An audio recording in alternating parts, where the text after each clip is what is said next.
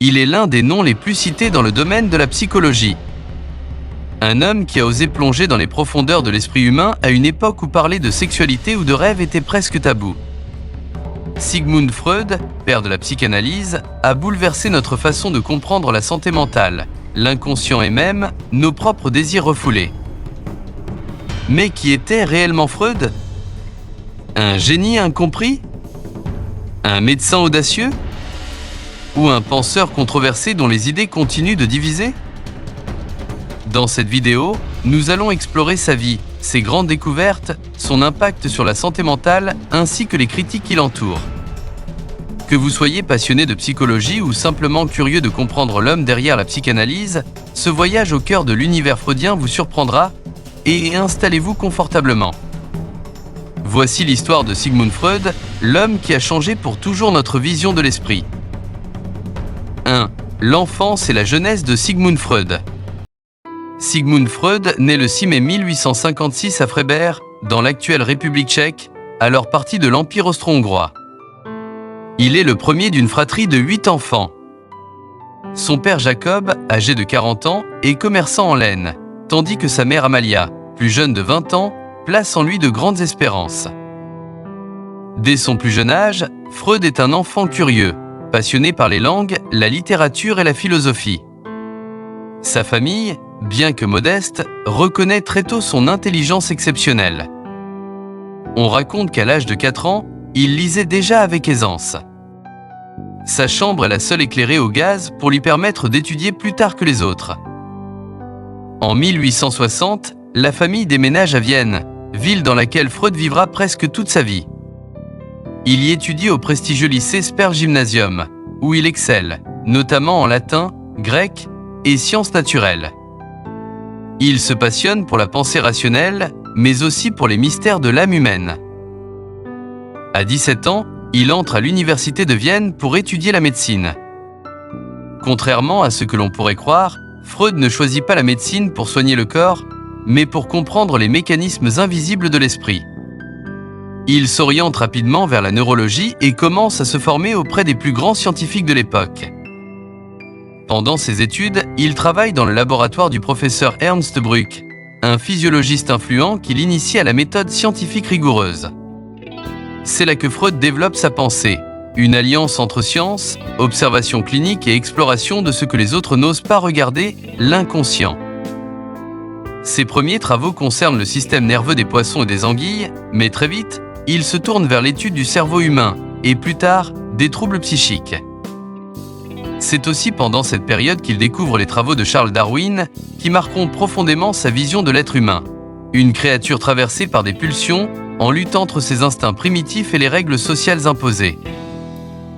Avant même d'inventer la psychanalyse, Freud est donc un jeune homme déterminé, profondément marqué par la science, mais aussi habité par une intuition.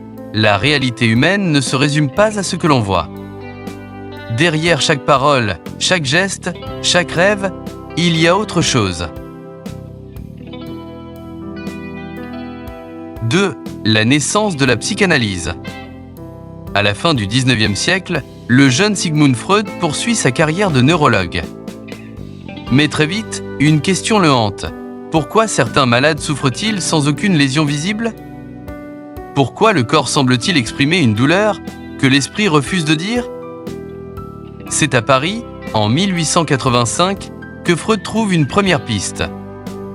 Il assiste aux célèbres démonstrations du professeur Jean-Martin Charcot à la Salpêtrière.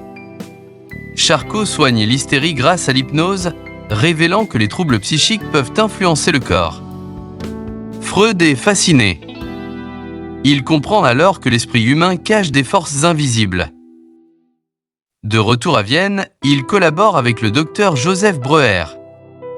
Ensemble, ils observent le cas d'une jeune patiente nommée Anao.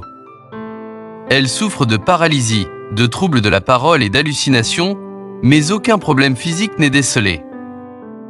C'est en parlant librement, sans filtre, que la patiente commence à aller mieux. Elle appelle cette méthode la talking cure, la cure par la parole. Pour Freud, c'est une révélation. Parler soigne. Ce que l'on refoule finit toujours par revenir. C'est ici que naît la psychanalyse, Freud en fait une méthode radicalement nouvelle. Écouter les patients, explorer leurs rêves, déchiffrer les lapsus, fouiller leur inconscient. Non plus les guérir par des médicaments, mais par la parole, l'écoute et l'analyse des conflits enfouis. Il développe alors un concept fondamental, l'inconscient. Selon Freud, l'être humain est traversé par des pensées, des pulsions et des souvenirs qu'il ignore, mais qui influencent profondément ses actes, ses relations et même ses maladies. En 1899, il publie l'un de ses ouvrages les plus célèbres, L'interprétation des rêves. Il y affirme que les rêves sont la voie royale vers l'inconscient. Derrière chaque image de rêve se cache un désir, un conflit ou une blessure psychique. Mais Freud ne s'arrête pas là. Il décrit peu à peu les structures de la psyché humaine. Le ça, réservoir des pulsions. Le moi, qui tente d'agir dans le monde réel, et le surmoi, qui représente nos interdits, nos règles et notre conscience morale. Pour Freud, l'individu est en conflit permanent entre ses désirs, ses obligations et ses valeurs. De ces tensions naissent les névroses, les symptômes, les comportements étranges ou incontrôlés. Et la seule façon de les comprendre, c'est d'oser explorer ce que l'on préfère cacher. La psychanalyse était née. Elle n'était pas seulement une méthode thérapeutique, mais une révolution intellectuelle. Elle allait bouleverser la psychiatrie, mais aussi l'art, la littérature, l'éducation et même notre conception de l'être humain. 3. L'impact de Freud sur la santé mentale. L'œuvre de Sigmund Freud a profondément transformé notre manière de comprendre la santé mentale. Avant lui, la maladie mentale était souvent perçue uniquement sous l'angle des symptômes visibles, physiques ou simplement comme une faiblesse morale. Avec Freud, tout change. Il met en lumière l'existence d'un monde invisible à l'œil nu, l'inconscient, ce réservoir de souvenirs, d'émotions, de désirs refoulés, qui agit en silence mais puissamment sur notre comportement. Sa méthode psychanalytique, basée sur l'écoute, la parole et l'interprétation, a ouvert la porte à une nouvelle approche thérapeutique.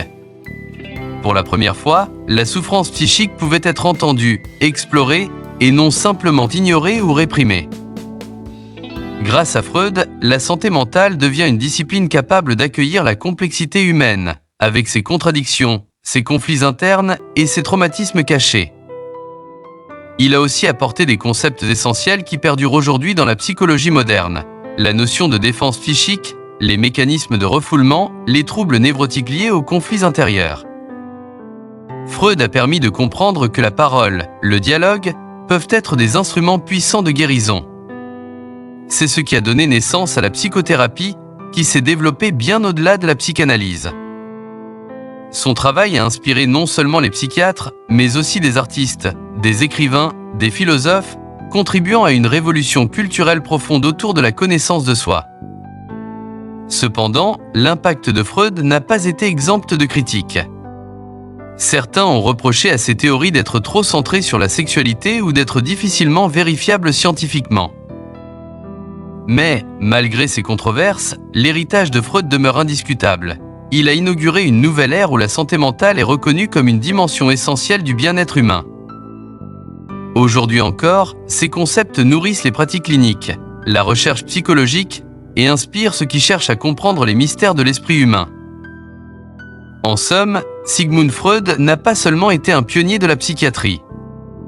Il a été un éclaireur qui a ouvert les portes d'un univers intérieur riche, complexe et vital pour la santé mentale. 4. Les controverses autour de Freud. Si Freud est reconnu comme l'un des penseurs les plus influents du XXe siècle, il n'a jamais fait l'unanimité. Bien au contraire, ses théories ont toujours suscité débats, oppositions et parfois même des rejets catégoriques. La première critique majeure porte sur le caractère non scientifique de ses idées.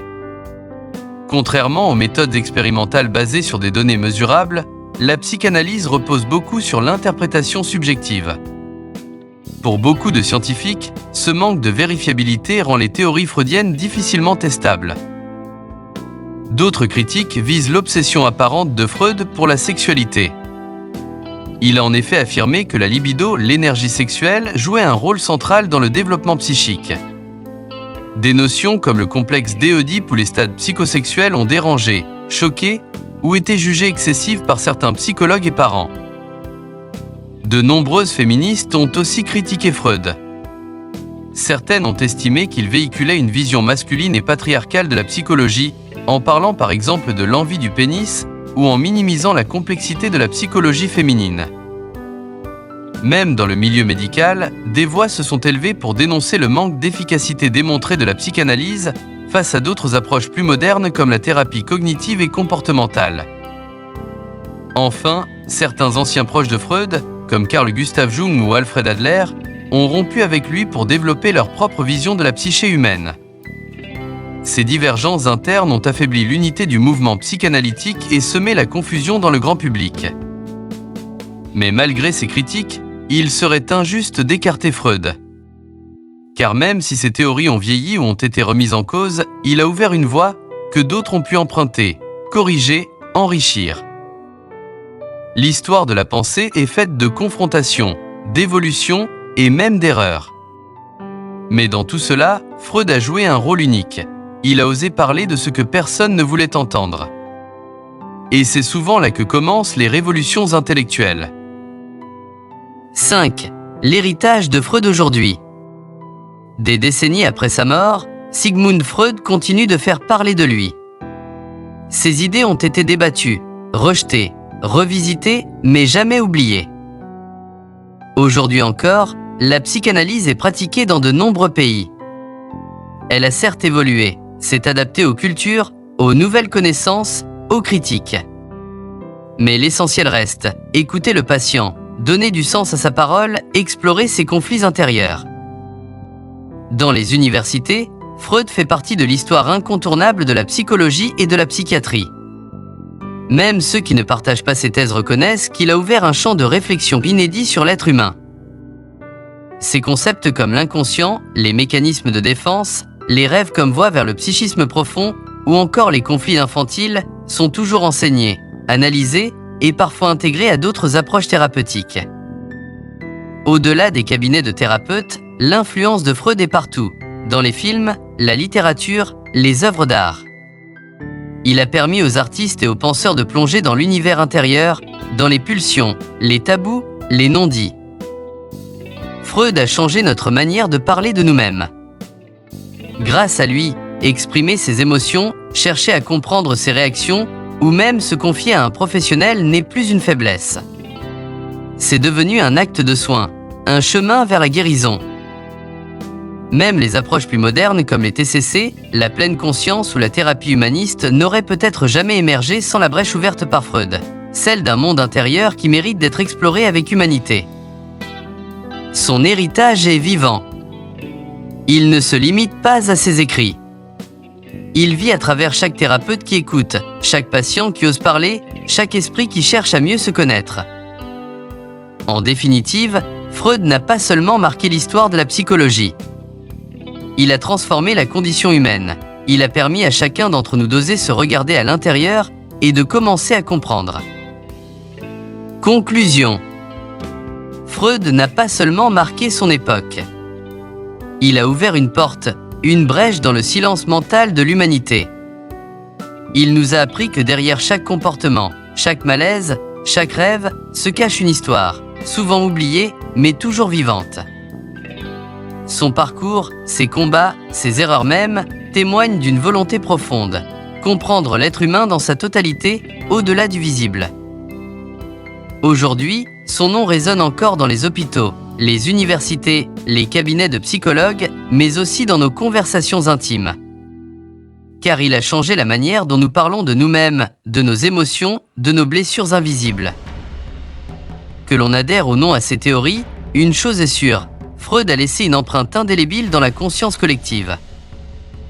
Et si vous ressentez un jour le besoin de mieux vous comprendre, de plonger au cœur de votre monde intérieur, peut-être entendrez-vous, en écho discret, la voix du père de la psychanalyse, vous invitant à parler, à explorer et à guérir.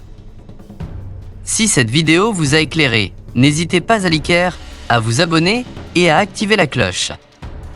D'autres grands noms de la psychologie vous attendent, car comprendre le passé, c'est aussi prendre soin de notre avenir mental.